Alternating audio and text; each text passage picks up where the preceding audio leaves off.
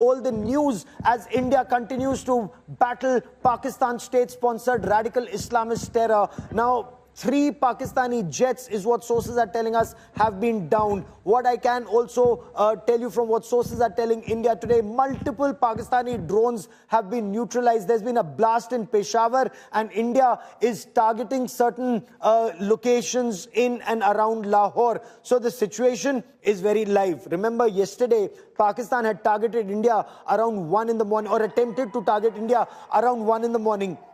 So you have air raid sirens, you have preventive action, a blackout that's happening across multiple locations in our country right now as we prepare first to defend our borders and then to neutralize the threat at source. The point that is being made is India is very systematically degrading Pakistan's war-fighting ability. Remember, Pakistan is a pauper state. Pakistan has very little money. It is living on borrowed money and arms. It barely generates any revenue of its own to sustain its army, which has given itself an 18% increment or an 18% raise. I fail to understand how an army that failed Air Marshal Bahadur and Colonel Dev one by one, that has failed in every operation, continues to wear all those ribbons and medals and gives itself an 18% hike in defense budget and performs so poorly in combat. And I'm not belittling the adversary. I know it's a very powerful adversary. But looking at the situation on ground right now,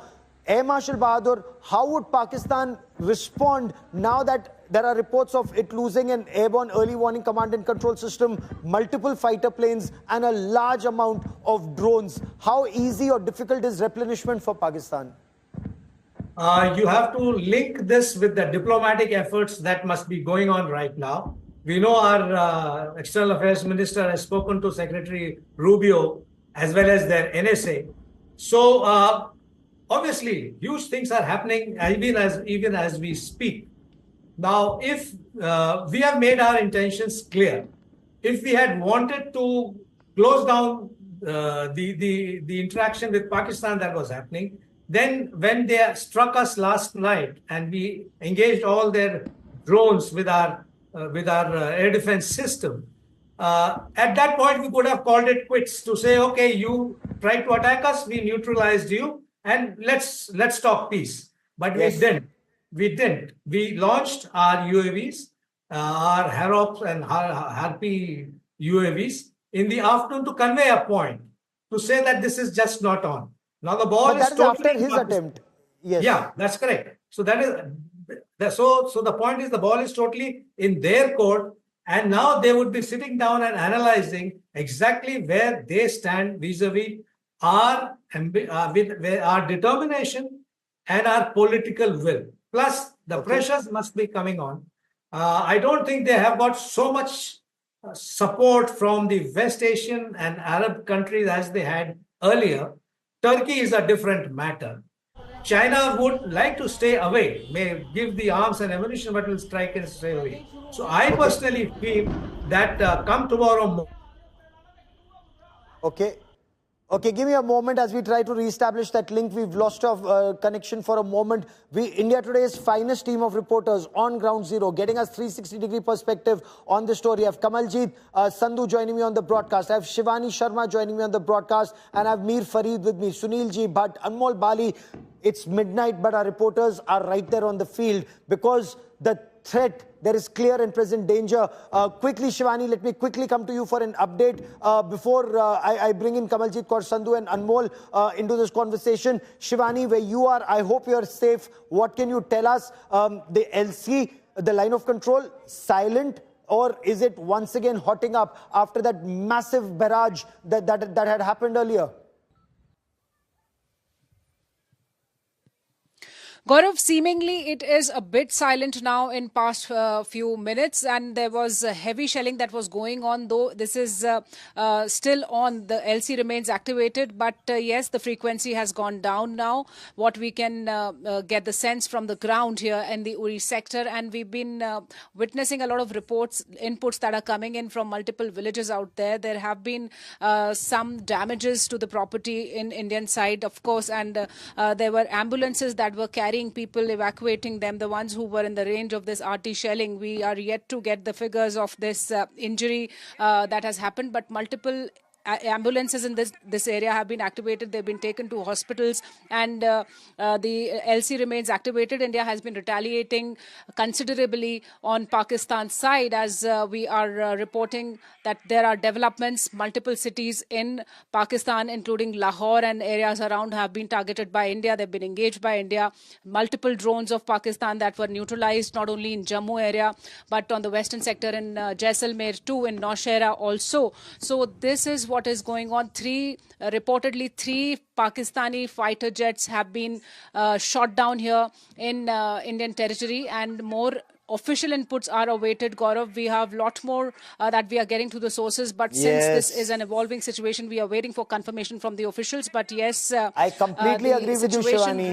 Remains fluid and developing. There is... You know, India Today's finest team of reporters, and such a privilege to work with the finest. Shivani, Kamaljeet, Anmol, our entire team of reporters, and my colleague Sandeep Unnithan with me here in the studio. It's actually a treat to be able to get you news first, fast, most accurate, authentic. Of course, in the fog of war, there are some situations where there are grey areas, and that's why we, like Shivani was mentioning, we have a lot more information, but we are waiting to give you that information, and probably some of it will be with you with the morning tea, Sandeep, because India is equally good at serving tea. And before I bring in Sandeep, Kamal, where you are, all well, all safe, what can you tell us both about the situation at LC, the borders, and the internal security? Well, the situation seems to have calmed down. We have spoken to top officials, and let me tell you, official sources are confirming that the worst is over. The drone attacks are no longer taking place. Most of the drones have been neutralized very effectively by our defense system. So say there is a swarm drone attack which took place in multiple locations across Jammu and Kashmir and in Punjab, but meanwhile they were effectively dealt with. But yes, this was an effort to create panic, chaos. But earlier, what we saw was India responding, especially to the sort of artillery shelling which was done on innocent civilians in Poonch, in Uri and Tangdhar and elsewhere. But clearly, as far as Pakistan is concerned, they were sending in drones and smaller missiles targeting 15 of our cities, after which what we've seen is a very planned, precise drone attack take place, including in Rawalpindi, in the general headquarters of army in Pakistan. But meanwhile, what we can also tell you is that this looks like a tit-for-tat measure. Remember, no defense installation or other installation has been harmed. There's no loss of life. There has been no injury to anyone. So yes, it does look like that this was done in a symbolic sense that Pakistan can actually do it. This is to create or instill fear in people, create a sense of chaos. But clearly the way things were, and initially, because remember, when swarm drones really come in, they have a capacity to attack. So all this is obviously, but again, the defense system was activated very, very quickly. These drones were neutralized. But this obviously looks like an escalation or one-upmanship, at least by Pakistan, which is going to be dealt very effectively in the next couple of hours or so. India has already shown that it is superior in its military might. The way we've fended off previously their attacks, whether it's in Amritsar, Gurdaspur and elsewhere, and meanwhile... huge story on India Today. The Indian Navy has attacked Karachi. Indian Navy opens another front, the first time since 1971. India is going for the jugular. Indian Navy has targeted Karachi. This has happened for the first time since 1971 as part of Operation Trident, and when Karachi was struck in 1971, Karachi was burning for 11 days. Half the Pakistan Navy flotilla had sunk in or around the harbour in 1971, but now once again Karachi has been targeted. I want to bring in Sandeep Unnithan. Few people know Indian Navy's might better than Sandeep Unnithan. Sandeep, Navy has targeted Karachi. This is huge right now. Gaurav, and it brings back memories of 1971, 54 years back, when Indian missile boats in the span of less than 30 minutes staged the 20th century's largest ship-to-ship missile engagements. In less than 30 minutes, they had sunk a destroyer, a minesweeper, and a merchant ship bringing ammunition for the Pakistan military. And of course, they targeted the fuel tanks at Karachi, setting Karachi ablaze. And that was followed by a second attack, Operation Python, a few days later, where they targeted multiple ships of the Pakistan Navy, forcing the Pakistan Navy, bottling the Pakistan Navy up in Karachi. So that is very clearly something that would bring uncomfortable memories of a naval defeat back to Pakistan. You know, why would Pakistan use terror as an instrument of state policy when Pakistan knows the situation on ground and the actual situation? Unless Pakistan does not know facts at all. Pakistan has a very tiny coast, barely 1,000 to 100 odd kilometers. It has multiple ports. It's learnt its lessons after 1971. So it has Karachi, it has Ormara, it has Pasni, it has Gwadar, which is practically a Chinese port, and Jiwani. So if you look at the Pakistani port, these are all the ports, the military ports or the civilian ports that they have. Of course, they have some more smaller ones, but if they're bottled in all across this 1,000 kilometers and the much larger Indian Navy all around in the North Arabian Sea, this is huge, Sandeep. This is huge indeed, Gaurav. And, you know, I'm just thinking about that speech that General Asim Munir gave in Pakistan on the 16th of April, where he said that Pakistan was going to be a hard state, and he envisaged Pakistan as being a hard state. Now, nearly a month later, it seems to be in an extremely hard spot. Is this the kind of hard state that General Asim Munir envisaged for him and his countrymen? This is unprecedented, Gaurav. I mean, this is the kind of situation the Pakistan military has got into after Kargil. That's almost 26 years later. It is once more time for humiliation for the Pakistan military. You know, when I was covering the Kargil war in 1999, the instructions from then Prime Minister Atal Bihari Vajpayee to the Indian Air Force was do not cross the LC for the Indian Air Force.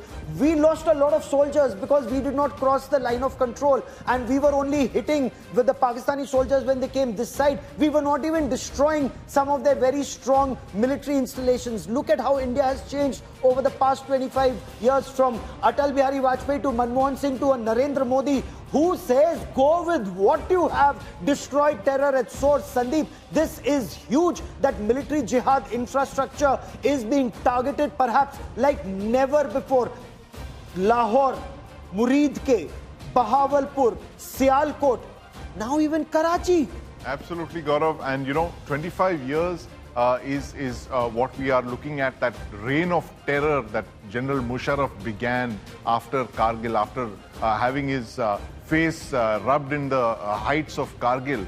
He launched one of the worst attacks on Kashmir, the kind of jihadi attacks that we saw. We saw suicide bombers, Fidain attacks, all of it hitting Kashmir, where you had the body toll of over 2,000 casualties every year. And then the terror started spreading through the Indian mainland. When the Pakistan military was emboldened, when we didn't strike them after the attack on Parliament, they started spreading into Indian cities, Delhi, Jaipur, Gujarat, in Mumbai, Bengaluru, all across the mainland. And then 26/11 happened. And now, 2025, a quarter of a century later, the needle has moved decisively. All options are on the table. The armed forces are attacking Pakistan in a way that they have never struck before. The Air Force, the Army, and now even the Navy. You know, we kept thinking, and you know, first it was the surgical strike that took place after Uri. It was Army. Balakot was Air Force. This time it was Air Force. And we kept asking the Navy chief, Ab ki baar Navy ka war. And it's actually happened. Navy ka war is big. I have Geeta Mohan, our Foreign Affairs editor, with me on this special broadcast. Air Vice Marshal Manmohan Bahadur stays with me. Colonel Rohit Dev with me on this big story. Air Vice Marshal Manmohan Bahadur, your military analysis on Indian Navy striking Karachi. What do you make of this, sir? Big expansion of what's going on right now, because you are hitting the underbelly of Pakistan, especially since that's the commercial capital and the most important port of Pakistan. So, depending on, as things become clearer and what we have struck, with what we have struck, these are two different things.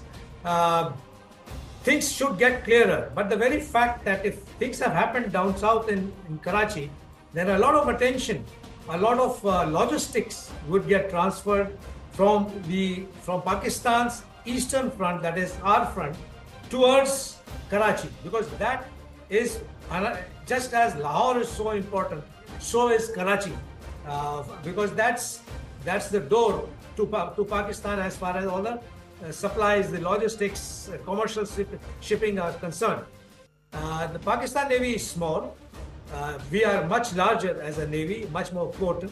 So let's see how this plays out. This is very early days, and let's hope you are able to get some more information on what exactly is going on there. On the social media, there are some shots, but we have to be careful so that we don't disseminate something which is incorrect.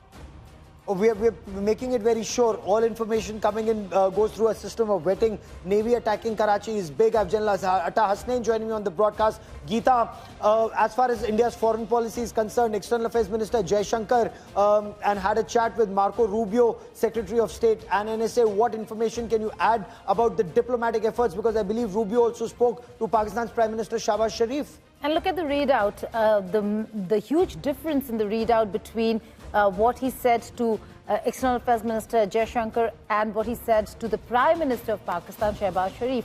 On the one hand, extending support to India, saying that America stands with New Delhi when it comes to this fight against terrorism.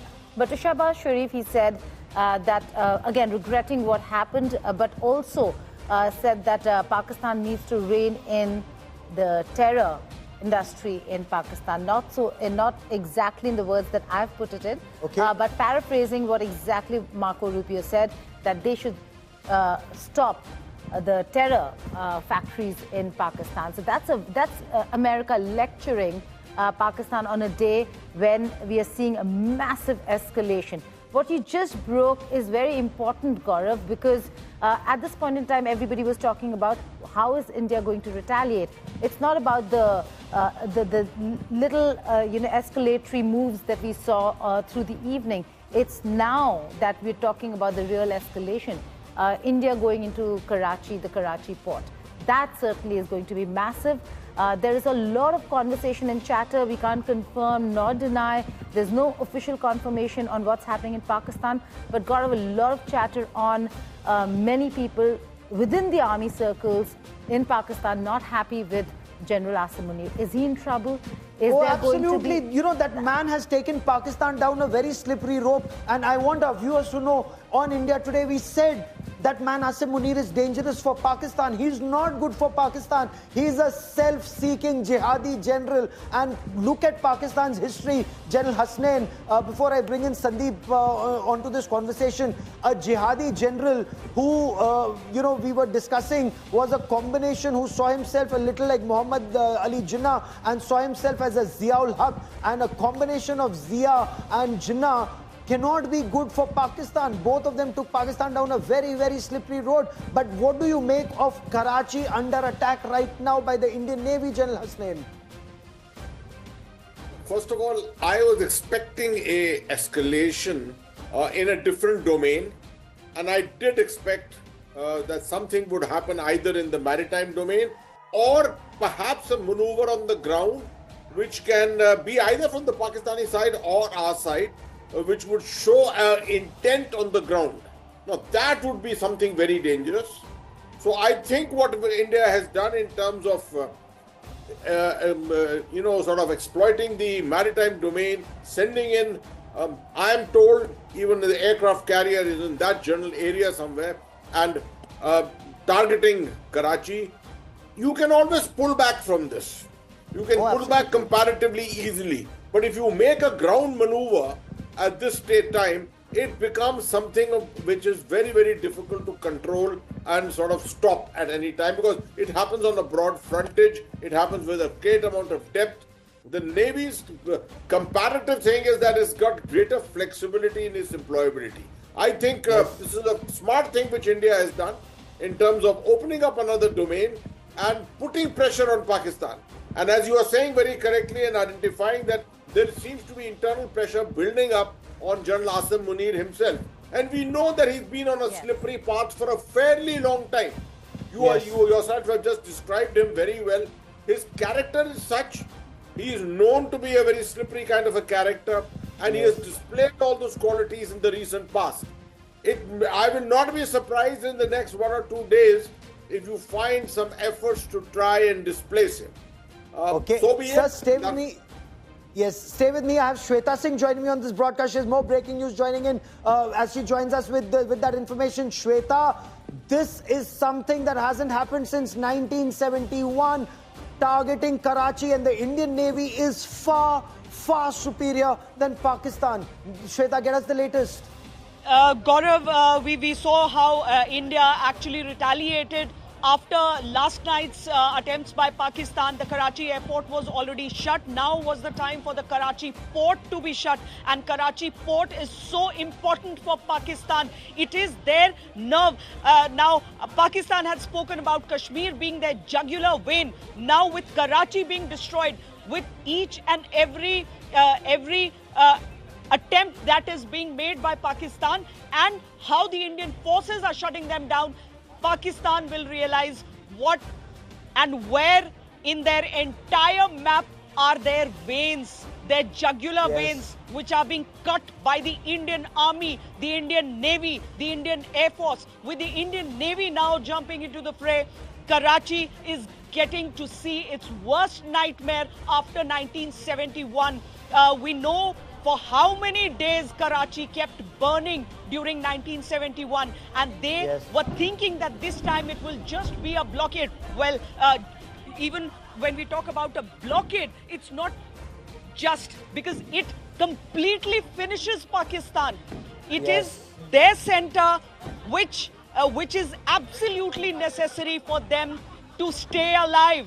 And at this point, when the economy of Pakistan has gone to the rubble, it is actually a very big question how Pakistan is going to repeat what it tried to do this evening, how it tried to actually annihilate our cities. Pakistan has to be taught a lesson, and it is not just the artillery guns at the line of control, not just the missiles that are being sent across, but the Indian Navy finally in action. Gaurav, really, you would also want to talk about the weapons that are being used, the warship that is being used, but in the interest of national security, let us just keep it at that the Indian Navy from the Arabian Sea has launched an attack on Karachi.